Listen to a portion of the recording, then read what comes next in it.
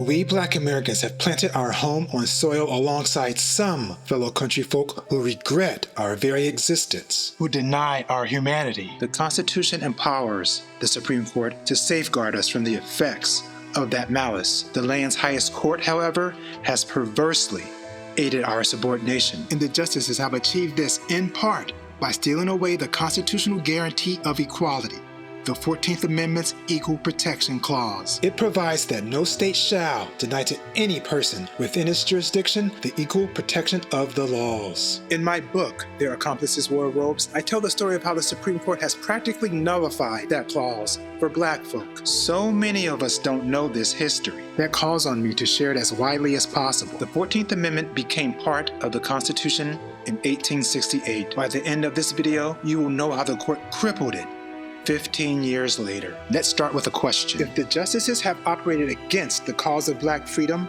what, or more accurately, who, have they operated for? Get the actual answer, not the one society has led you to believe.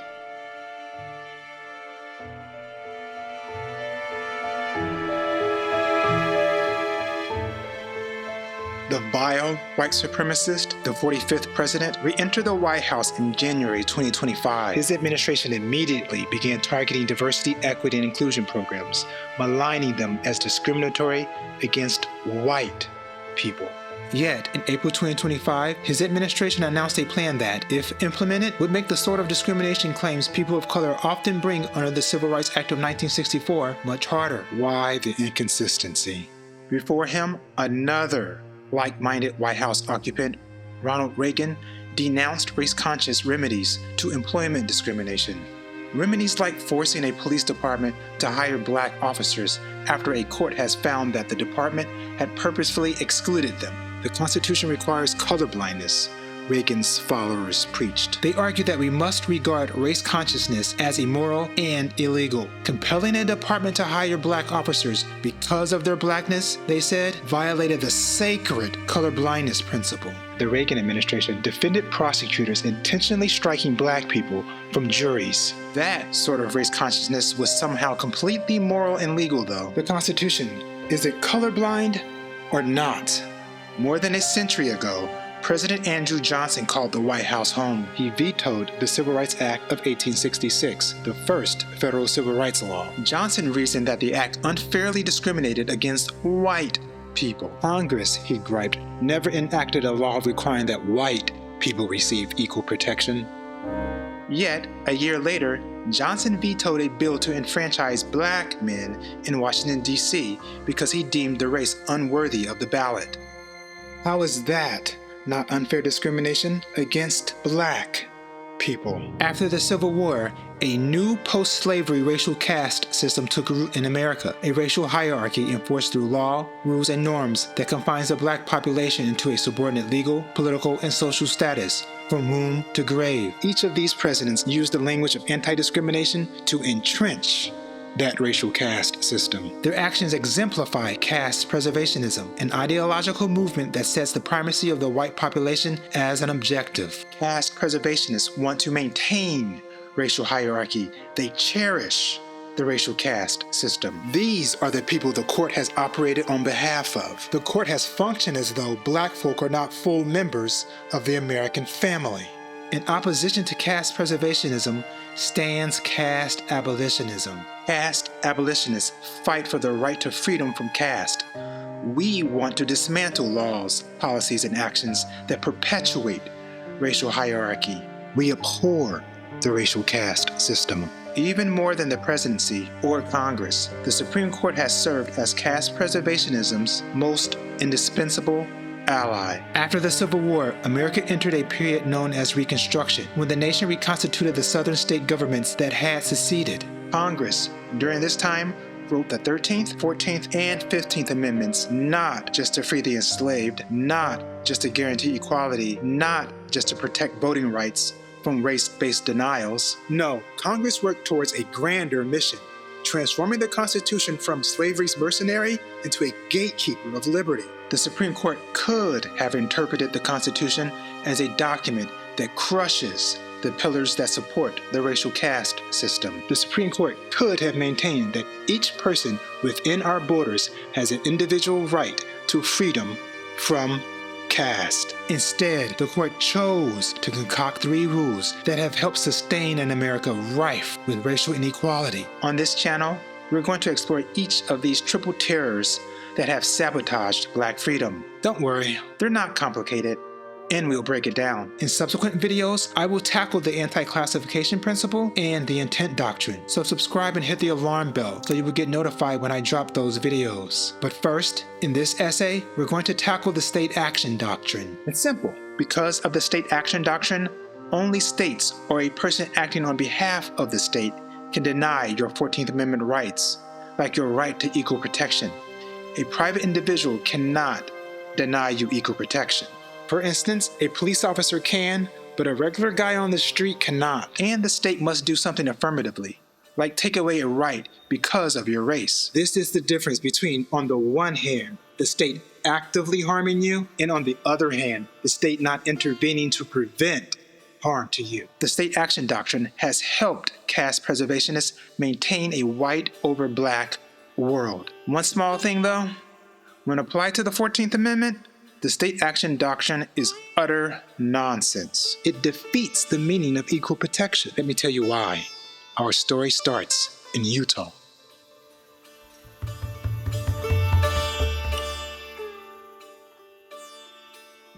You probably have never heard of Utah, Alabama, but on October 25th, 1870, a race riot erupted there. A population of about 2,000, 80% Black, lived in the small town. Alabama Republicans on one side of the Greene County Courthouse held an event. About 1,800 people, basically all Black. White speakers though. Elected politicians. On the other side, Democrats gathered for an all-white event. Much smaller, about 200. You have to understand, in those days, Black men voted overwhelmingly for the anti-slavery, post-civil rights Republican Party. Few freedmen considered the Democratic Party the political home of white supremacy, and the Democrats reciprocated that disdain. I think you know now that the parties are reversed. Some of the Democrats, after their event ended, sauntered over to the Republicans. At first, they heckled the speakers, but soon thereafter, they brandished firearms, and then a fence surrounded the courthouse. Black attendees stampeded through it. The white Democrats formed a line and shot as many as 200 bullets at their fleeing backs. Estimates varied, but the best pegged the number of deaths at 4 and the number of wounded between 24 and 54. All Black Republicans. The race riot fit into a larger game plan of violence that Alabama Democrats unleashed that fall. Through this terror campaign, they took back power in the state that November. 8 days after the Utah Massacre, a federal prosecutor indicted some of its perpetrators under the Enforcement Act of 1870. President Ulysses Grant signed that bill into law on May 31st, 1870. It allowed federal prosecutors to try private individuals who joined together to deny a person their federally protected rights.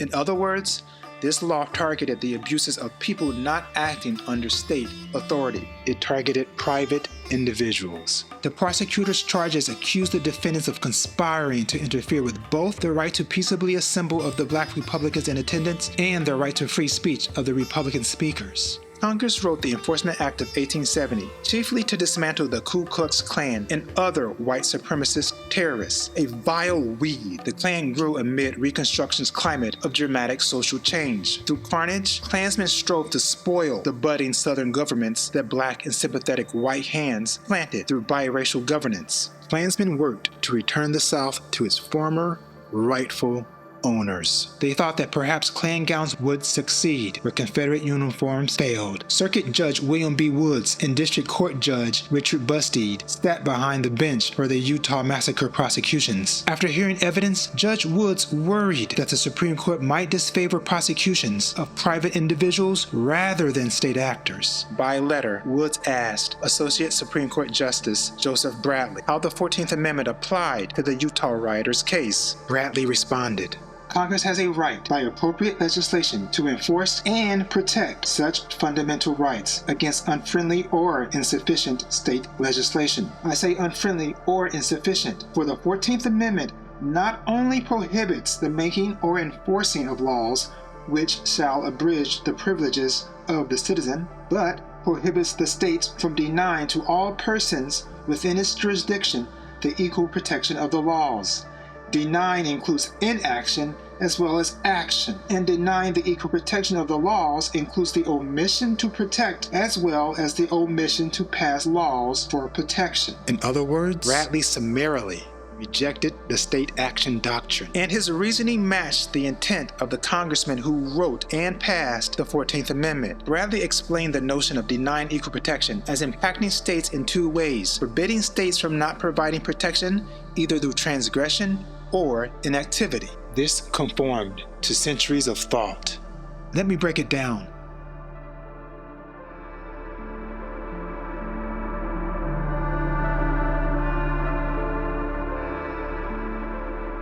Since the Magna Carta, signed by King John of England in 1215, protection had been understood to encompass the state's affirmative obligation to protect. When people combined to forge a society for their mutual benefit, they believed the joint enterprise would protect individual rights. When a government fails to give that protection, an affirmative duty, it breaches a foundational obligation. Late 18th and early 19th century state constitutions embraced this conception of protection. Take Article 10 of the Massachusetts Constitution, adopted in 1780. It stated, "Each individual of the society has a right to be protected by it in the enjoyment of his life, liberty, and property, according to standing laws." The Pennsylvania Constitution of 1776 similarly articulated the right of each person to be protected in the enjoyment of life, liberty, and property. These constitutions show that protection had long embraced an affirmative duty to safeguard fundamental rights. Pro-slavery thinkers endorsed this position and used it for their cause. They insisted that Congress must affirmatively protect their right to own humans, and that any inaction on this matter denied that protection. Abolitionists appropriated the same logic and used it to further their anti-slavery cause. They stole pro-slavery arguments and turned them around. Abolitionists maintained that governments bore responsibility for both providing protection to all persons and preventing one group from trampling the rights of another. A failure at either denied equal protection.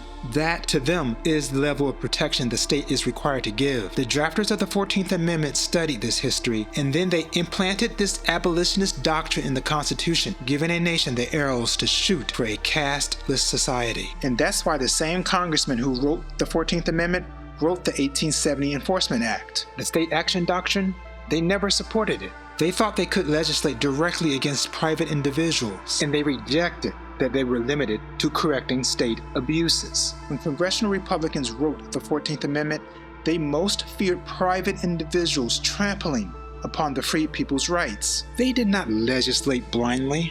Harrowing reports from the South poured into Capitol Hill.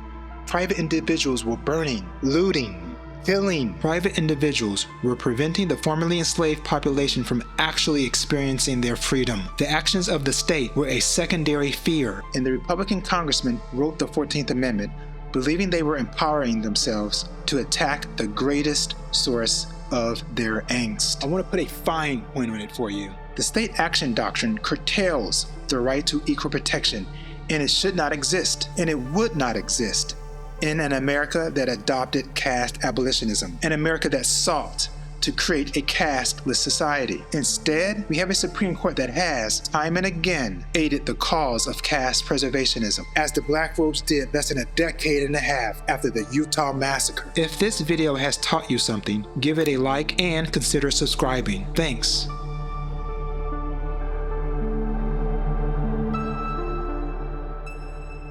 In an 1883 decision known as the Civil Rights Cases, the Supreme Court installed the state action doctrine, and the justice who wrote the opinion, none other than Justice Joseph Bradley. Can you believe it? In 1870, Bradley explained why the state action doctrine held no validity. Then 13 years later, he crafted the words that drained the Equal Protection Clause of power. The civil rights cases concerned the tales of 6 black people who faced denials of service on account of their skin color. On October 10, 1875, Bird Gee, a 30-year-old black farm laborer, sat down to eat at a hotel breakfast table in Hiawatha, Kansas. Alan McCowan, a white man, complained to Murray Stanley. Stanley asked Gee to leave. Gee refused, and Stanley forcibly removed him. On January 4th, 1876, George M. Tyler attempted to enter the dress circle, prime seating reserved for white patrons, at San Francisco's McGuire Theater. A white doorkeeper, Michael Ryan, refused Tyler on account of race. On May 22, 1876, W.H.R. Agee, because he was black, was denied a room at Samuel Nichols Inn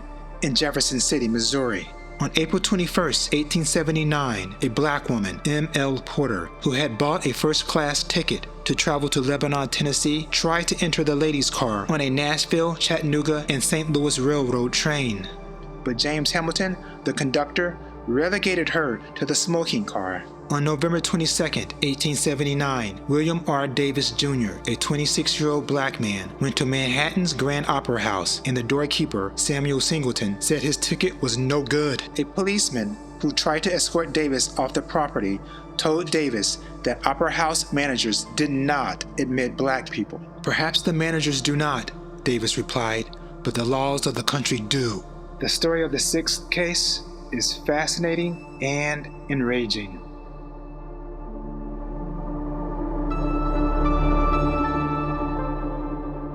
At 10 minutes past 3 in the morning of May 22, 1879, Sally Robinson, a 28-year-old attractive black woman waiting at the 3-story train depot in Grand Junction, Tennessee, boarded a Memphis and Charleston Railroad Company train with a light-complexioned man with light hair and light blue eyes. The two had bought the first-class tickets to reach their destination, Lynchburg, Virginia, as Robinson and her companion attempted to access the ladies' car reserved for women with first-class tickets and their male escorts. The train's conductor, C.W. Reagan, blocked the door. Reagan grabbed her arm, bruising it, and denied their entrance. "You must go in the other car," Reagan demanded, pointing to the smoking car. They complied, but wanted what they had purchased. When the conductor sat down, the companion approached Reagan. "Why do you people try to force yourself in that car?" Reagan asked. They had bought first-class tickets, the companion responded, which entitled their admission into the ladies' car. "She is my aunt," he added. "She is your aunt? Then you are colored too?" replied Reagan. "Yes, she is my aunt, and I am a colored man," said Joseph Robinson. "Then you take her into the ladies' car, but wait till we stop at the first station."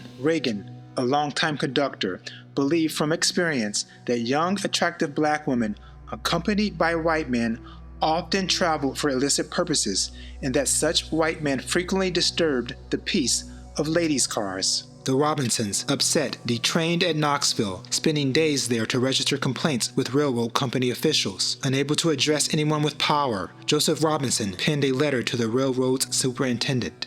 "We wish to give the road no trouble, but do think we are entitled to better treatment while passing over your line, and if the managers cannot guarantee and see that we get better treatment, we will resort to other authorities. Let me hear from you immediately on this matter." Ultimately, Sally sued the Memphis and Charleston Railroad Company for a violation of the Civil Rights Act of 1875, seeking $500 in damages. That law required equal accommodations in public spaces like inns, public conveyances on land or water, and places of amusement like theaters.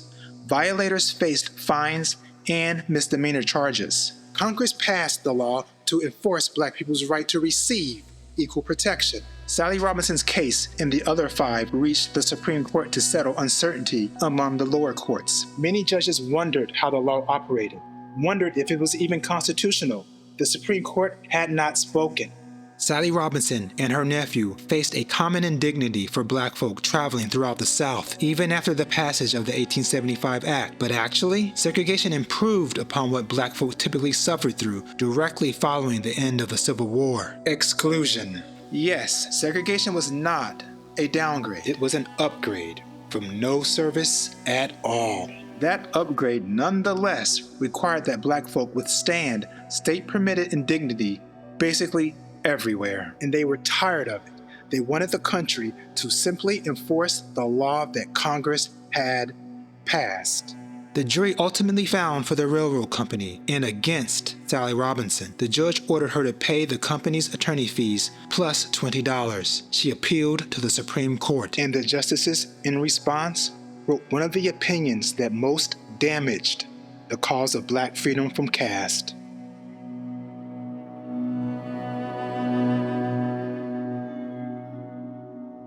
In these 6 civil rights cases, private individuals denied black people service in violation of the Civil Rights Act of 1875. These cases tasked the justices with answering a simple question: did the equal accommodation provisions of the Civil Rights Act of 1875 violate the Constitution? The court answered yes. In his written opinion, Justice Bradley contended that only the state, acting through its laws, courts, or state officers, can violate a person's right to equal protection, and he maintained that the state bore no obligation to protect black folk from racial oppression it did not perpetrate, even as private individuals perpetuated it.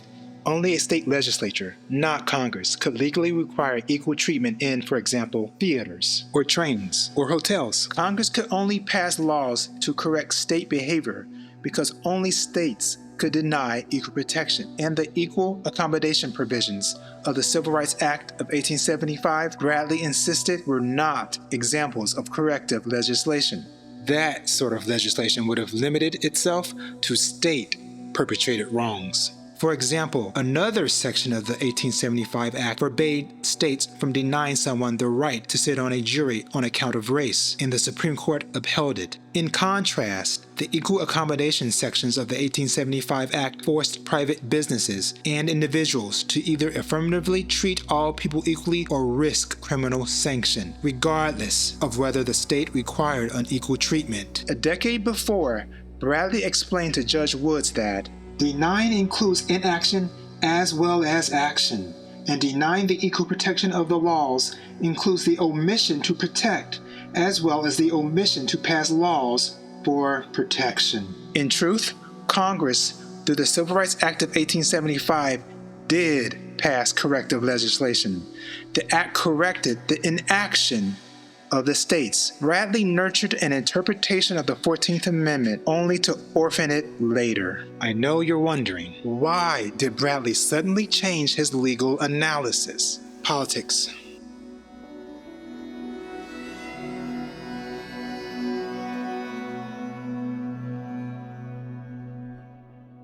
Bradley was a die-hard Republican. When Bradley wrote his Utah Massacre memo to Judge Woods, Republicans considered protecting black rights as furthering party interests. Early post-war election results had showed Republicans that they lacked a pulse in Southern contests without its black heartbeat. Republican judges, therefore, tended to defend the freed people's rights.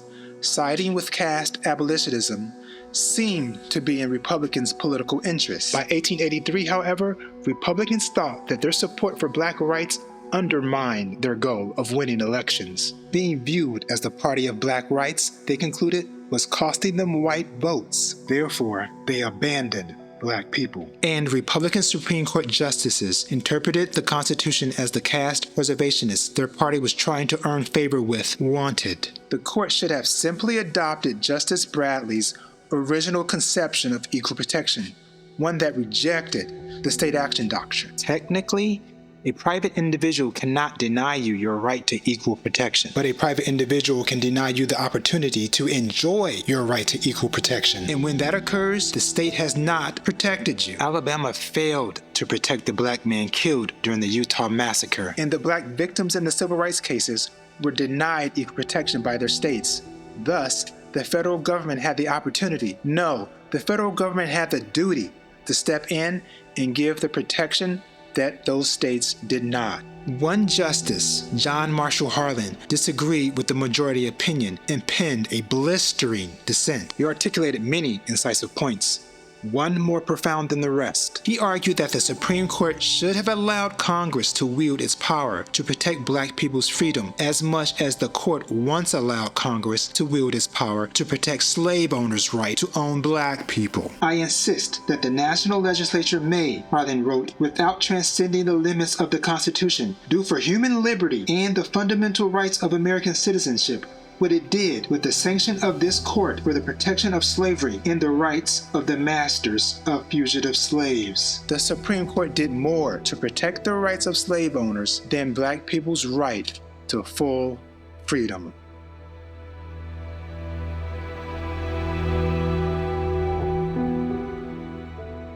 The era of caste preservationism reigns in America. When has it not?